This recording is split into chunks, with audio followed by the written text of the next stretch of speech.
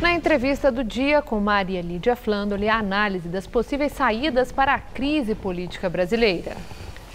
Para uma avaliação das propostas de superação dos impasses políticos do momento, eu entrevisto o cientista político Bolívar Lamounier, diretor da Augurium Consultoria. Muito obrigada, Bolívar, por estar conosco. Prazer muito grande, Maria. Boa noite a todos os espectadores do programa. Bolívar, a saída para a crise é o desafio do momento.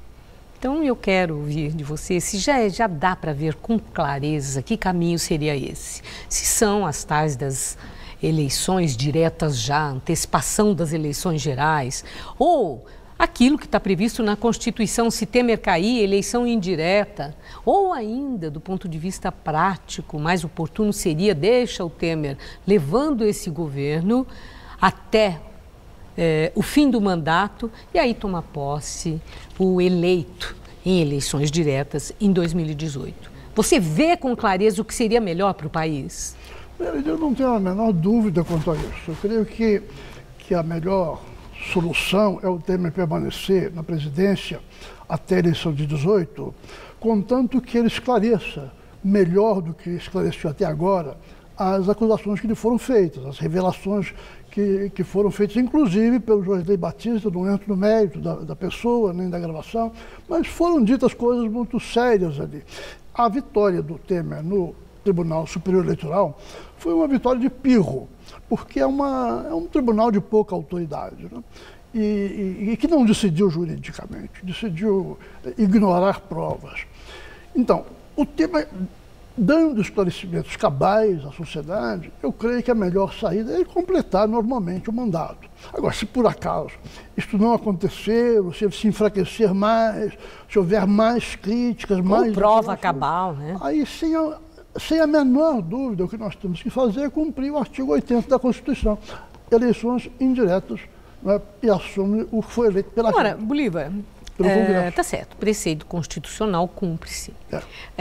Entretanto, o argumento de quem entende que antecipação de eleições agora é o seguinte, que o Congresso, na composição que tem e com o envolvimento de parlamentares que lá estão, sem a menor credibilidade, por denúncias, muitos deles réus em muitas ações, que isso já teríamos um novo presidente igualmente comprometido, porque quem define quem seria não tem a legitimidade para isso, considerando essas características que eu mencionei.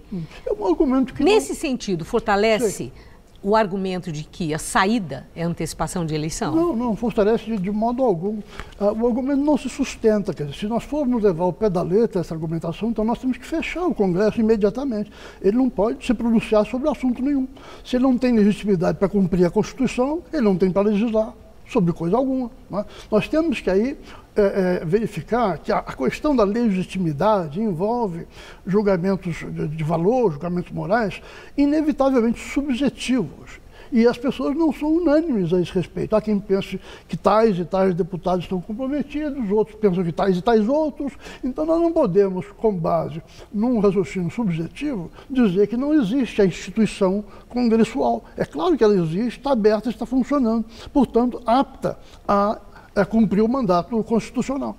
Agora, é interessante, ontem eu li um artigo de Delfim Neto em que ele fala que no Brasil nós vivemos, aqueles que têm poder de decisão, um dilema que é escolher entre a ética da convicção, ou seja, eu ajo conforme aquilo que eu penso, mesmo que seja prejudicial ao país, que haja consequências, ou a ética da responsabilidade.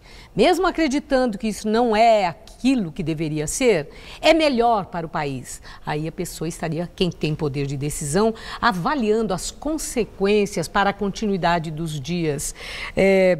O que é que deve prevalecer? A ética da convicção ou a da responsabilidade? Essa distinção é muito rica, mas nós não podemos levá-la aos extremos. Levando aos extremos, como eu acho, com todo o respeito que o ministro Delfim Neto fez, nós chegamos a uma conclusão muito preocupante. Né?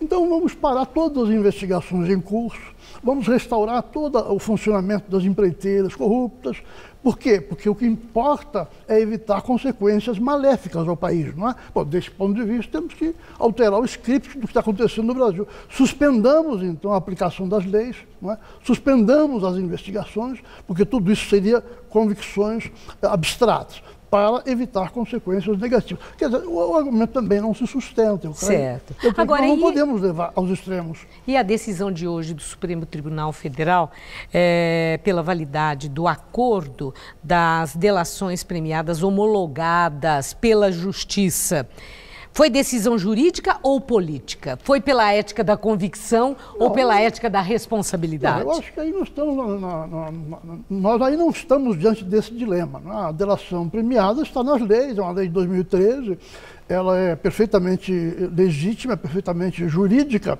Os juízes têm que avaliar caso a caso se esta ou aquela delação merece ser homologada, mas o instituto, né, a figura jurídica da delação não está em discussão. Eu só gostaria que o Supremo Tribunal Federal desse um passo mais corajoso, mais altivo e revisasse o acordo feito com os irmãos Batista. Que pode ser feito ao final do processo. Pode ser feito. Né? Isso aí ficou claro. Aquilo, sinceramente, é a prova cabal de que no Brasil nós temos duas justiças, né? Uma dos poderosos e outra do cidadão comum. Bolívar Lamounier, muito obrigada por sua entrevista. Uma boa noite. Boa noite.